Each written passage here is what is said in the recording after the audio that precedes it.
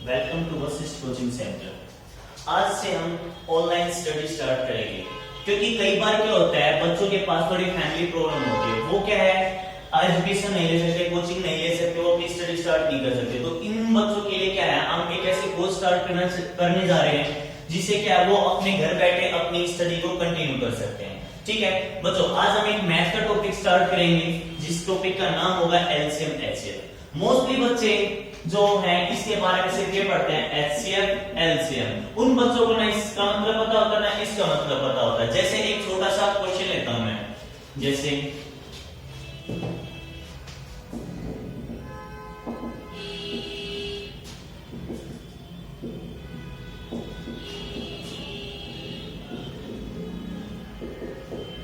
या फिर हिंदी मीडियम में 6 और 12 का लघुत्तम समापवर्तक बताओ।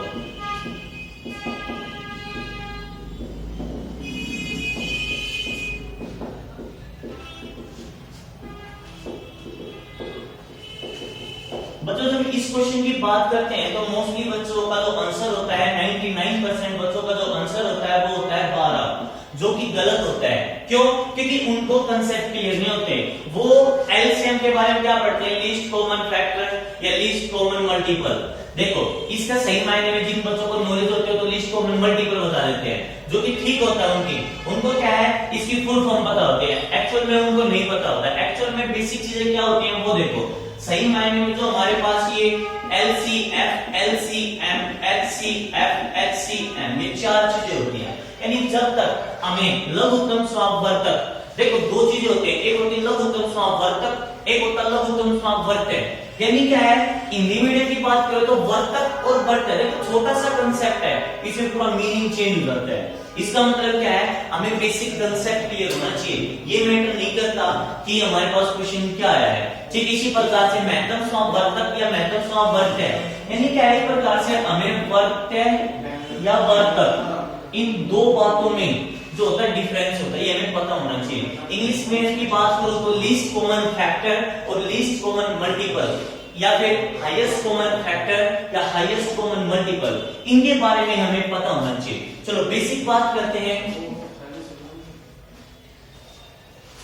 जैसे देखो भाई, जैसे बात करते हैं फैक्टर और मल्टीपल, सबसे पहले तो हमें यही पता होना चाहिए कि फैक्टर क्या होता है, मल्टीपल क्या होता है। यानी मैं कहूं जो वर्तक तुम पढ़ते हो ना वो फैक्टर होता है आपका, और जो वर्तक पढ़ते हो ना आप वो मल्टीपल होता है। अगर मैंने जो क्वेश्चन पूछा था उसका आंसर अगर मैं बात करूंगा 12 चीज जिसने बताया, उसने लघुत्तम समापवर्तक का नहीं बताया, उसने बताया लघुत्तम समापवर्तक। इसका आंसर बताइए तो मैंने पूछा ही नहीं। इसका मतलब क्या, हमारे कंसेप्ट क्लियर नहीं है। चलो सबसे पहले कंसेप्ट क्लियर की बात करते हैं। पहले बात करते हैं फैक्टर और मल्टीपल की। फैक्टर क्या होता है, मल्टीपल क्या होता है। जैसे 6 और 12 का मैंने आपको एग्जांपल दिया था, इन्हीं की बात करते हैं। देखो एक होता है फैक्टर। फैक्टर क्या होता है, ऐसे कौन कौन से नंबर है जो इनको भाग कर सकते हैं, जैसे 1 2 3 6, ठीक है ना। अब बात आती है 12 को कौन कौन सी संख्याएं भाग करेंगे, 1 2 3 4 6 12, ठीक है भाई। अब देखो इसमें 2 चीजें निकलेंगी आपके, तो लोएस्ट कॉमन, हम किसकी बात कर रहे हैं, फैक्टर की, और लोएस्ट और हाईएस्ट कॉमन फैक्टर, ये 2 चीज निकल रहे हैं, हाईएस्ट कॉमन फैक्टर और लोएस्ट कॉमन फैक्टर। अब बात करते हैं लोएस्ट कॉमन फैक्टर, यानी छोटे से छोटा कॉमन फैक्टर जो दोनों में हो, क्या है वो 1। और बच्चों में यही क्वेश्चन पूछा था आपसे, least common factor. Least common factor क्या है, 1। इसकी भी खास बात बताऊं बच्चों, लीस्ट कॉमन फैक्टर हमेशा किसी भी संख्या का 1 होता है, ठीक है। अब बात करते हैं हाईएस्ट कॉमन फैक्टर, बड़े से बड़ा कॉमन फैक्टर जो दोनों में हो, इसका मतलब क्या है 6। अब बात करते हैं बच्चों मल्टीपल की, जैसे 6 12, ये एग्जांपल लेते हैं। जैसे मल्टीपल क्या है, यानी ऐसी कितनी संख्या जो इनसे भाग हो जाएंगी, जैसे 6 12 इंफिनिटी तक, ठीक है भाई। अब बात करते हैं 12 की, ये भी इंफिनिटी तक होंगी भाई।